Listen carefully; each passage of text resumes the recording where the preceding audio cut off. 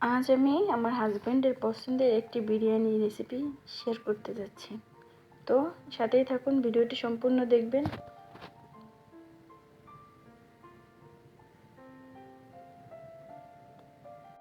আসসালামু আলাইকুম, আশা করি সবাই ভালো আছেন। আমরাও ভালো আছি আলহামদুলিল্লাহ। সেই দিন ছিল শুক্রবার। আমার হাজব্যান্ড প্রায় 2 কেজি মতো গরুর মাংস এনেছিল এবং সেটি আমি কেটে কুটে প্রিপার করে বিরিয়ানির জন্য রাখবো এবং বাকিটুকু ফ্রিজে রেখে দিব পরবর্তীতে রান্না করার জন্য। তো আমি এই মাংসটা কেটে নিচ্ছি।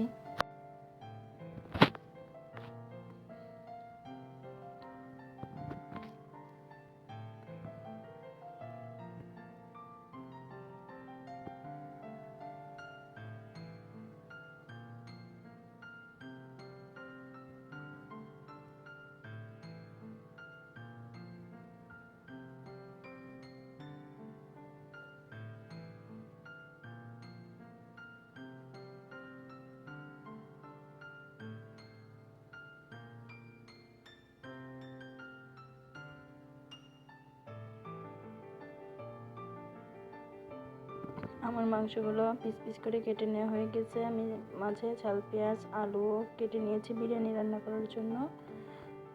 তো মাংসটা এবার আমি সুন্দর করে ধুয়ে নেব। চুলাতে একটি প্যান বসিয়ে দিয়েছি, তেল গরম করে নিয়েছি। পেঁয়াজের বেরেস্তাটা করে ফেলবো এর মধ্যেই।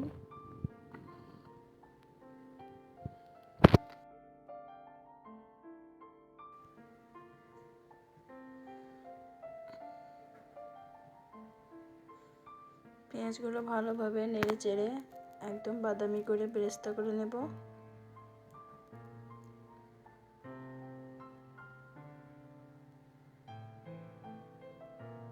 বেরেস্তা রেডি।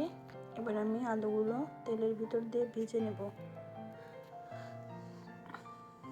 আলুতে আমি একটু লবণ এবং একটু জর্দার রং মিশিয়ে মাখিয়ে নিয়েছিলাম। এবার আমি মাংসটাকে প্রিপেয়ার করব। প্রথমে মাংসতে লবণ দিয়ে দিচ্ছি, দিয়ে দিলাম হলুদ গুঁড়া, মরিচের গুঁড়া দিয়ে দেব 1.5 টেবিল চামচ। ঝাল যে যতটুকু খেতে চান ততটুকু দিবেন, সমস্যা নেই। রসুন বাটা দিয়ে দিলাম, দিয়ে দিচ্ছি এবার আদা বাটা, জিরা বাটা,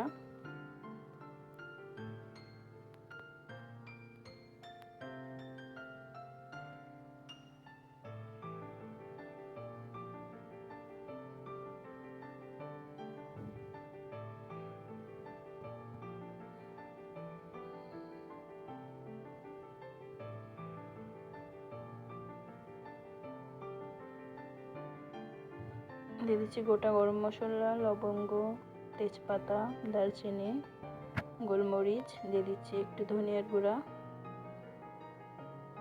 একটু জিরার গুঁড়া এবং দিয়ে দিচ্ছি বিরিয়ানি মশলা। এটা আমার নিজের হাতের তৈরি করাও আছে এবং প্যাকেটের মশলাটাও আছে মিক্স। দিয়ে দিলাম পেঁয়াজ বেরেস্তাটা, আর একটু বিরিয়ানির মশলা দিয়ে দিচ্ছি প্যাকেট থেকে। দেন হচ্ছে কি আমি এটাকে সুন্দর করে মাখিয়ে নিব। টক দই দিয়ে দিলাম 3 চা চামচ এবং দিয়ে দিলাম কাঁচামরিচ ফালি, বেরেস্তা ভেজে নেওয়া তেল। এবার সুন্দর করে মাংসটাকে মাখিয়ে রেখে দিব। মাংসটা যত মাখানি হবে ততটাই মাংসের ভিতর মশলা ঢুকবে এবং টেস্টটা তত ভালো আসবে। আমি প্রেসার কুকারে মাংসটা দিয়ে বসিয়ে দিলাম চুলার উপর। এটা সুন্দর করে কষিয়ে আমি রান্না করে নেব। চালটাকে ভিজিয়ে রাখবো 1 ঘন্টার মতো।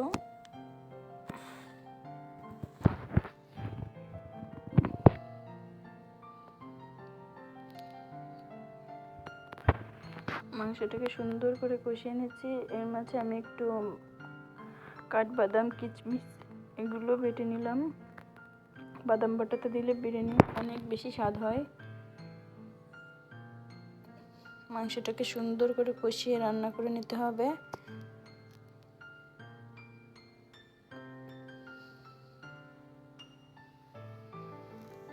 দিয়ে দিলাম একটু টমেটো সস এবং পরিমাণ মতো পানি দিয়ে মাংসটা এবার আমি একটু সিচি দিয়ে নেব। এই 4টা মতো সিচ দেওয়া হয়ে গেলে দেন হচ্ছে কি আমি প্রেসার কুকার ঢাকনাটা আবার খুলে দেন হচ্ছে কি আলু দিলাম। এবার আবার 3টা কি 4টা সিচি দিয়ে মাংসটাকে একদম সফট করে নেব।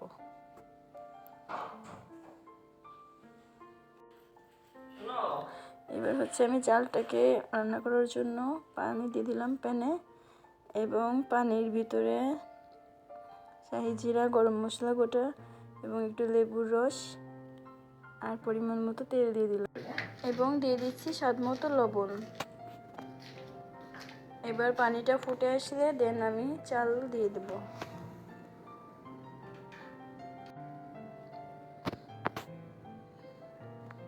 এবং চাউলগুলা 7 থেকে 8 মিনিট আমি কুক করে নিব। দেন হচ্ছে কি আমি একটা ঝুড়িতে বলে নামিয়ে চাউলগুলা ঠান্ডা করে নেব।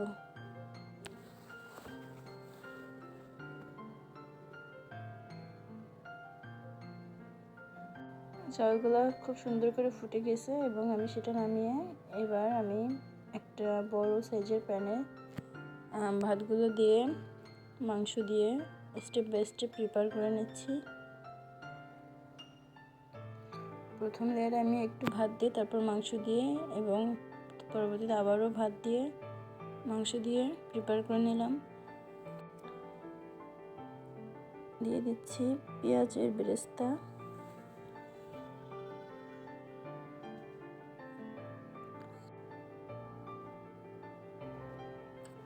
দিয়ে দিলাম কাঁচামরিচ ফালি এবং দুধ, গুঁড়া দুধ এবং ঘি দিয়ে একটু মিশ্রণ করেছিলাম সেটা আমি ভাতের উপর দিয়ে চারপাশ দিয়ে দিব এবং দিয়ে দিব হচ্ছে জর্দার একটু মিশ্রণ, যেটা আমি একটু সামান্য কালারের জন্য দিচ্ছি। আপনারা চাইলে স্কিপও করতে পারেন, সমস্যা নেই তাতে। এবার আমি চুলার উপরে একটা তা দিয়ে তাতে প্যানটি বসিয়ে দমে রেখে দেব 30 মিনিটের মতো। 30 মিনিট পর প্যানের ঢাকনাটা খুলে একদম পারফেক্টলি কুক হয়েছে। ভাতগুলো একদম পারফেক্ট ঝরঝরে এবং মাংসটা খুবই সফট হয়ে গিয়েছিল। অফ ক্যামেরায় দেখছিলাম।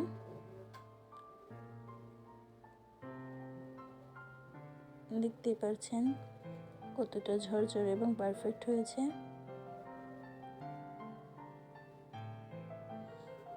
দেন আমি হচ্ছে আর একটু ঢেকে রেখে দেব চুলার উপরে।